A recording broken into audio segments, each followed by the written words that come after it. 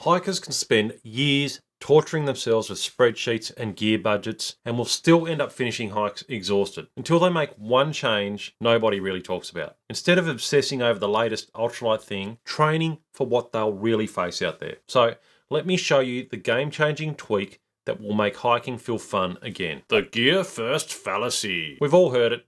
Drop grams, find hiking nirvana. The internet, your mate at the gear shop, even that guy on YouTube. They all swear the secret to happiness is a lighter pack. And sure, shaving weight helps. It does. But if you focus on gear first, you're basically trying to tune a race car before you've even learnt to drive. It's the classic rookie move. I should know because I did it myself. Let's rewind back to 2011. I'd been out of serious hiking for a couple of years or so. It was work, I had young kids, life was chaos. You know how it goes. Suddenly, I'm signed up for a 13-day epic through Tasmania's Western and Eastern Arthur Ranges. No worries, I thought. I've got experience. I know what I'm doing. So what did I do? I went full gear nerd. I obsessively researched packs, shaved grams here and there like a man possessed, and I trained by trudging up and down my staircase at home with my backpack on, few little stairs, up and down, and that was my entire preparation. Now, spoiler alert, I finished the walk, but my body was absolutely cooked. It really was. My knees were howling with something called patellofemoral syndrome for months, like 6 months or so. My legs were battered. The views, when it wasn't snowing or raining, were jaw-dropping, but my body paid the price. Lesson learned. Experience doesn't carry your pack. Your fitness does. The gear trap is real and the science backs it up. Heavy packs do a number on your knees and crank up the risk of injury. But here's what nobody tells you. Not all packs carry the weight the same way. Those ultralight frameless packs a lot of seasoned pros rave about, they dump the load straight onto your shoulders and onto your core. If you're not conditioned and you're not hiking regularly, that 300 gram saving feels like you've added a bag of bricks by lunchtime. Now, don't get me wrong. Ultralight packs are not evil. I use them. The Australian-made pack I switched to recently, though, the Whipper Woolamai, it nails the sweet spot. It's light, but it still has proper load stabilizers and all the key features you need. That balance means I can go light without sacrificing support. And that's the real trick. Match your pack to your fitness and your trip, not just to the number in your gear spreadsheet. So how do you dodge this trap? Well, it starts with a mindset flip. First, ask a better question. Not how can I buy a lighter pack, but how can I build a body that makes my pack feel lighter? Your body is the single most important piece of gear you own, so treat it like it. Second, set a clear target. Forget chasing the absolute lightest number.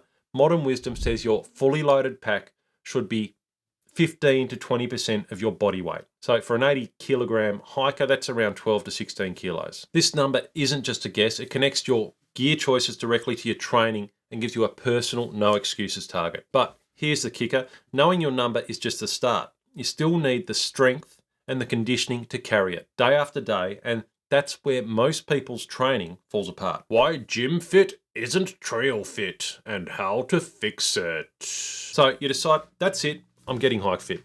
You start running laps, lifting weights, smashing out squats like a gym hero. But then you hit the track with a 15 kilo pack and boom, after the first big climb, you're completely wrecked. You're bent over, you're gasping, your legs are wobbling like overcooked spaghetti, and you're wondering if you should have just stayed at home doing something like alphabetizing your spice rack. Here's the kicker. You trained the wrong system. Running on a treadmill is like learning to drive by spinning in circles in a supermarket car park. You're moving, but the second you hit the highway, you're probably in trouble. Multi-day hiking isn't just about lungs and legs. It's about carrying a load, dragging yourself up climbs with tired legs, and staying upright when the ground is doing its best impressions of a funhouse floor, if you know what I mean. This is the principle of specificity. If you want to get good at hiking, you have to train like a hiker. That means strapping on a pack, hitting real tracks with actual hills, and convincing those stabilizer muscles, those ones that you never knew existed, to wake up and do their job. General fitness is great, but it only gets you so far. Here's how to actually get hike ready. Phase 1, foundation. Start simple.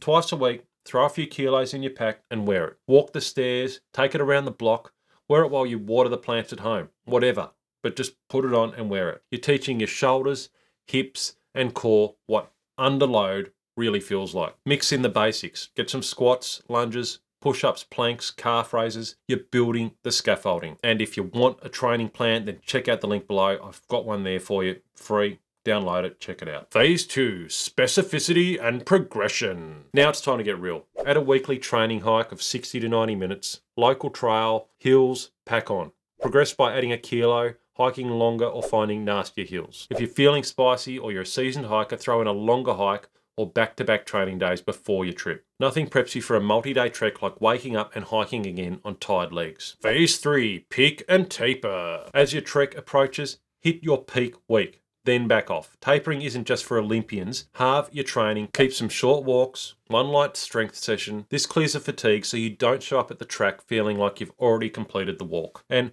don't skip the small stuff. Strong calves, ankles, and core stability are what keep you from face planting on rocky descents. Add things like step-ups, single leg balance, and ankle mobility drills to your routine. Trust me, your ankles will thank you by day 3. When you combine pack-specific conditioning, progressive overload, long hike practice, and a proper taper, you're not just fit, you're hike ready. The track won't know what hit it. The integrated planning system, where gear and fitness finally get along. Okay, so here's where the magic happens. The bit most hikers never quite figure out. Instead of stressing over gear in one corner and fitness in the other, you merge them together into one simple, bulletproof pre-trip planning loop. No more spreadsheets battling yoga mats for your attention. This is how you win before you even leave the house. Now, take that Western Arthurs I spoke of before here in Tasmania. I've done that quite a few times, and I've seen plenty of capable hikers turn back after a day or two, not because they didn't have the gear, but because they completely underestimated what the track would do to their legs. The Arthurs don't care how light your pack is if your body isn't ready. So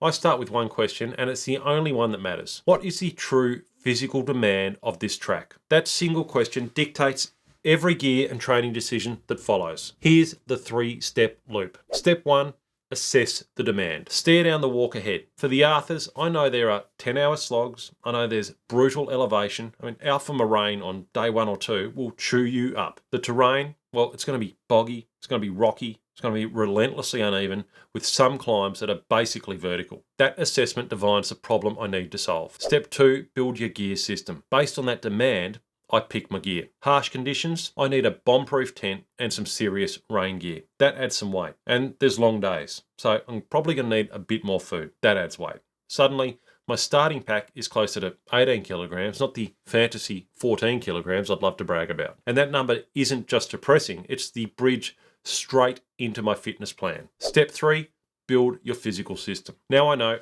I'm probably looking at 18 kilograms, steep terrain, long days. That tells me exactly how to train. I need longer hikes on the steepest tracks I can find, and at my peak, I'm carrying that full 18 kilograms in that peak training period. I also build in knee stability work because on those endless descents, weak knees equals early exit. When you run this loop, gear and fitness stop being two separate headaches. They fuse into one system, custom built for the hike ahead. No more guesswork, no nasty surprises, just you ready to walk in strong and walk out stronger. The final exam you can't skip. All right, you've built your system, you've got your gear dialed, your fitness on point, your spreadsheet looking like a work of art. But let's get real. What looks perfect on paper can turn into a circus on the track. And here's the part almost everyone skips, usually right before disaster strikes. The shakedown hike. Now, let me paint you a picture. The first day of a 10-day hike is the absolute worst time to discover that your brand new pack chews up your hips like a dog with a new toy, or that your hike